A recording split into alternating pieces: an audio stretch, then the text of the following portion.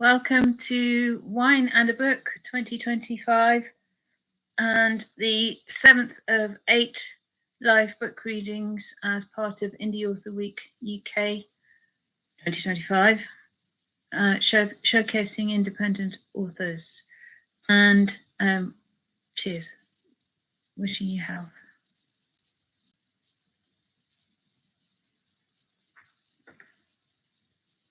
So tonight I'm reading an extract from Silly Birding, Joining the Madding Crowd, written by Simon, my husband, who died last year. This was actually traditionally published, one of a spattering of traditionally published books. Typos in it. So it is about his trip in 1984 to the Isles of Scilly. He had got the bug of twitching by going to the New Forest and seeing all the marauding hordes looking for two-barred crossbills in amongst a whole raft of normal crossbills, and then followed up by going in the autumn to the Isles of Scilly. I've promised boot-clad feet, and I've actually picked a reading that doesn't have boot-clad feet, so I'm putting in a little bit at the end just to give the impression, because birders, when they're after a bird, if they're en masse, it's a heavy thump, thump, thump, thump, thump, thump, thump, thump, thump, like army manoeuvres, really. They can be fairly disciplined. It depends on who they are. Right. I'm off to see the Swainson's thrush, I announced as we made plans over breakfast. The giant had set his heart on going to St. Martin's, where he was convinced he was going to turn up the crippler of 1984. He was convinced that St. Martin's, an island rarely visited by birders, was underwatched, and that all kinds of amazing rarities were being missed as a result. He had been looking at the Field Guide to the Birds of North America and had set his heart on finding a worm-eating warbler to get his name into the ornithological history books. Worm-eating warblers are even pretty rare in the States, where they come from. He was going around the bungalow, psyching himself up by singing catchphrases such as, "One tick at a time, that's all I ask, sweet Jesus, one tick at a time." He sang this to the tune of a pop song, which was popular at the time. I can't remember which one it was. If it wasn't this, he would be shouting, "Come on, you cripplers," as a football fan might shout, "We are the champions." Chris and Tessa were still fast asleep, so that just left Clive. He decided he would stay on St. Mary's and see what he could turn up for himself. As I left for the quay and the boat for St. Agnes, it was a brilliant, warm and sunny day. What a wonderful contrast it was to the weather of yesterday and the day before. On my way down to the quay, I noticed that the view through my binoculars wasn't very clear. I looked through them in reverse and to my horror could see a small disc of grey condensation on the inside of the large lens. By the time I arrived at the quay, the disc had grown and completely covered the whole of both lenses. Looking through them, my view was reduced to a milky haze. This was infuriating. In my opinion, my binoculars were far from cheap, and they had let me down at this crucial moment when I was off to see a rare American visitor. Someone with similar binoculars explained that the barrels of the binoculars could be unscrewed and that by pointing them at the sun, the condensation should evaporate, particularly on a warm, sunny day like the one we had. In fact, compared with the price of top-of-the-range binoculars that shouldn't let in water in this way, my binoculars were really very cheap. They were. It did improve on them later. But at that time, I did not know this. Much later, I discovered that unscrewing binoculars is an unwise thing to do. The inside of binoculars is treated with a very carefully applied film of grease. Once disturbed, this becomes smeared. and the binoculars are costly to repair as a result. By unscrewing the barrels, the binoculars also become less watertight.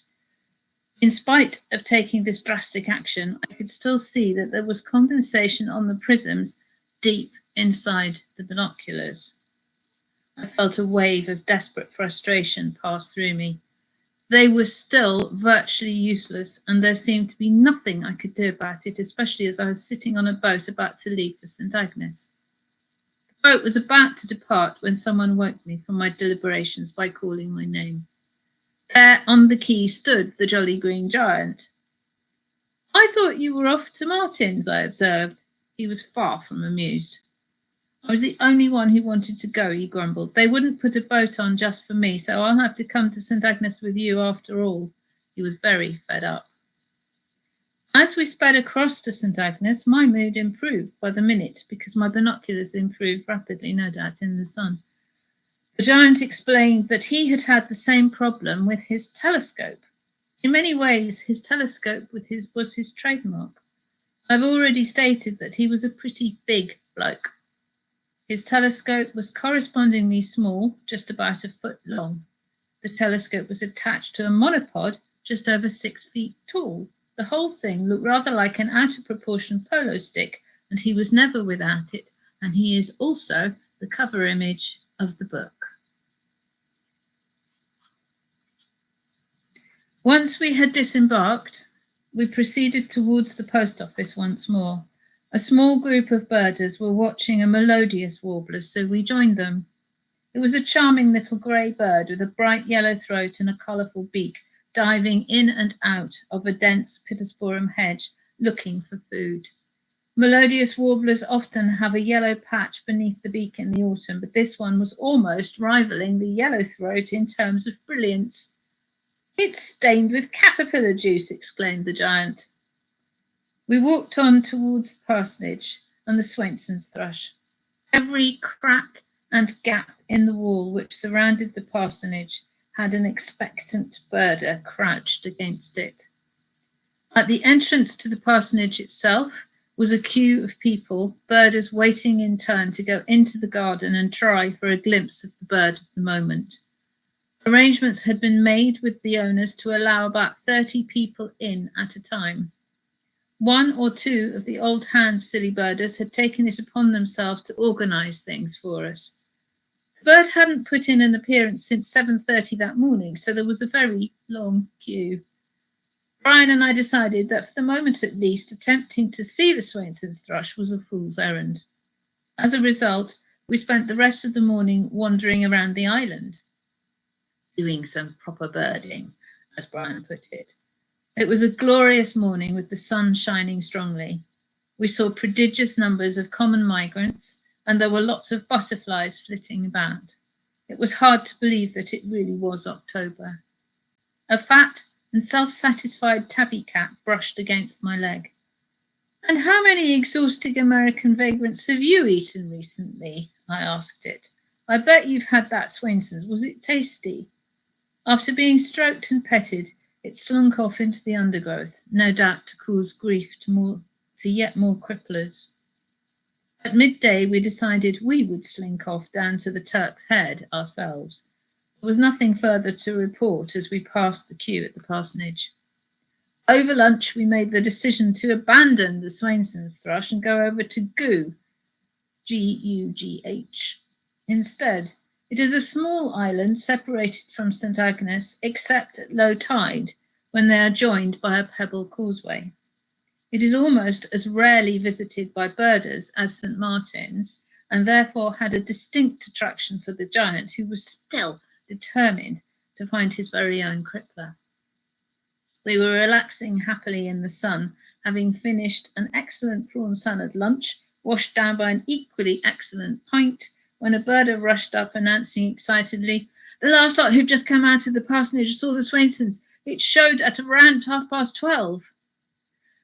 "We'd better go and see if we can get into the parsonage, I suppose," said the giant with little enthusiasm. He wasn't going to get his chance to locate his very own crippler after all. We headed for the parsonage and joined the queue. Birders were being allowed 1 hour stints. After we had waited half an hour, despondent birders shuffled out unenthusiastically. Did you see it? We asked. One or two of us at the front did, one of them grumbled as he came out. Hardly worth it, though. All I saw was something brown dive into the bushes, which could have been absolutely anything. In many ways, I wish I hadn't seen it, because I certainly can't tick it. I don't think any of the others at the front did that much better. We waited an hour while the next group went in. They were totally unsuccessful, and then it was our turn. In we filed. We settled ourselves on the grass as quietly as possible, and then there was complete silence. In front of us, the ground sloped gently away. A few feet from the people at the front, the first gnarled apple tree of the orchard blocked our view. The cover was so good, it was very difficult to see more than a few yards in any direction, and the whole orchard was surrounded by walls and dense hedges. I had managed to get one of the better spots, as I had reasonable sight lines both to left and right. The time passed by with almost imperceptible slowness. Occasionally there was a slight rustle, as someone tried to relieve the agonies of cramp. Someone struck a match in order to have a cigarette. The whole assembled company glared at him in disapproval. An immature goldcrest appeared in a bush momentarily, and a melodious warbler hopped around in the canopy above us, searching for insect larvae. Most of us were suffering from some degree of cramp by the time our hour had passed. Time's up, announced an organising birder in a loud whisper. Time's up. Gratefully, we stretched our legs as we stood up and shuffled out to let the next group in. Most of our lot wandered off down the road, but Brian and I decided to join the queue again and try for another go. After the next batch had gone in, there was still room for one or two more. So Brian and I went in for a second stint of suffering. The second hour was almost as uneventful as the first. Someone saw a brown bird in dense vegetation to the right, which he thought might have been it. After the second hour, we stood up with an urgent need to stretch our legs. When we emerged, we bumped into Chris and Tessa. Any luck? They asked. Not a chance, we replied, and that's after a couple of hours. Well, you'll be lucky now we're here, said Chris with a confident smile, and we joined them reluctantly to file in a third time. We hadn't settled down for more than a few moments when our silence was rudely broken by the owner of the house next door returning home. The gates squeaked noisily on unoiled hinges, and a dog barked its greeting. Do you want a cup of tea? His wife asked cheerily. It seemed odd that outside the parsonage orchard, life continued, unaffected by the Swainson's thrush only a few yards away from us. It wasn't many minutes before silence descended on us all once again. Swainson's thrush is in the garden next door, someone announced, coming down into the orchard from the gate. He made absolutely no attempt to lower his voice, and we all turned to face him. It's in the middle of the lawn, pulling up worms, he continued. There was an immediate shuffle of relief, followed by the beginnings of a scramble to the gate. There's no point in leaving here and trying to see it, he added quickly. There's only one hole in the wall you can see it from, and there's a bloke in front of it who's been waiting all day, and several behind him waiting desperately for a glimpse. You're much better off here, because the last I heard it was moving gradually in this direction.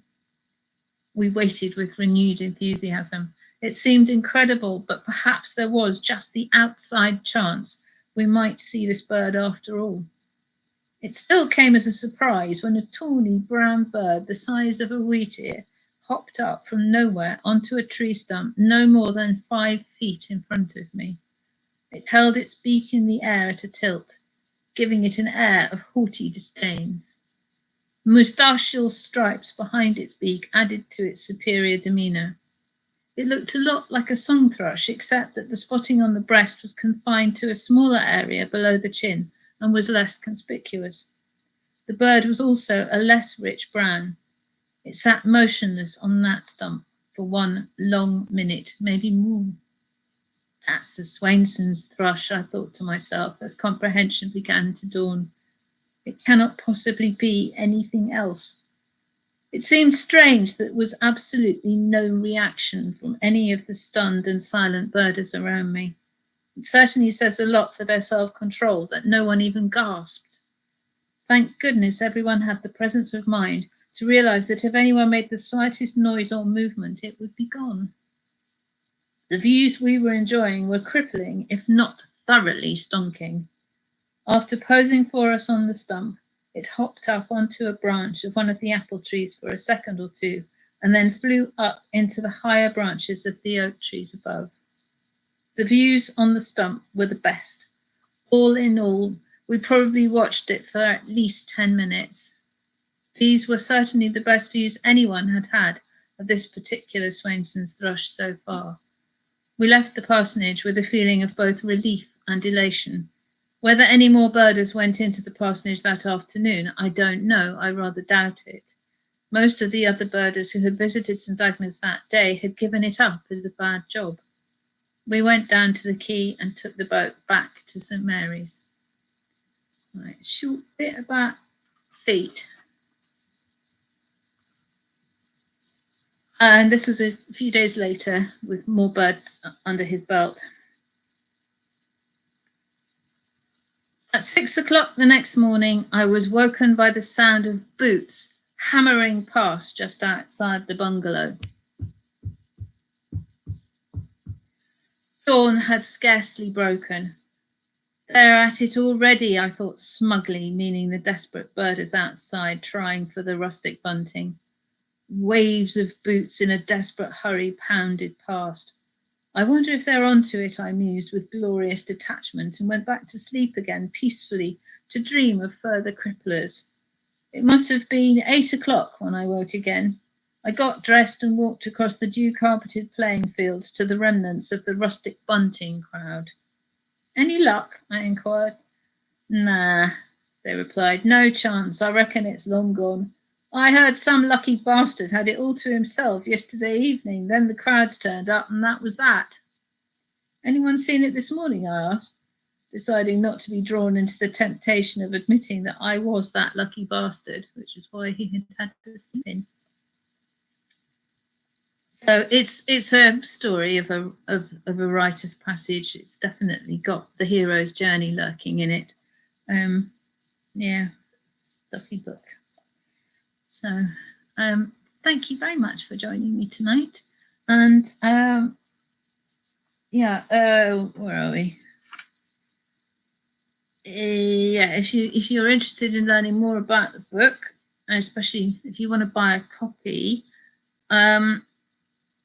I do have some copies, sadly not signed by Simon, on my website, www.tiliapublishinguk.co.uk, and it is still on Amazon as well, which goes through to the publisher, and